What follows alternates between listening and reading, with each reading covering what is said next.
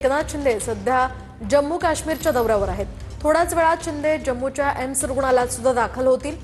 जम्मूच्या एम्स रुग्णालयामध्ये रक्तवीर कार्यक्रमाचं आयोजन करण्यात आलंय। एकनाथ शिंदेंच्या स्वागताची या ठिकाणी जोरदार तयारीही करण्यात आली आहे। दरम्यान दुपारी महारक्तदान शिबिरात शिंदेंनी रक्तदानही केलंय।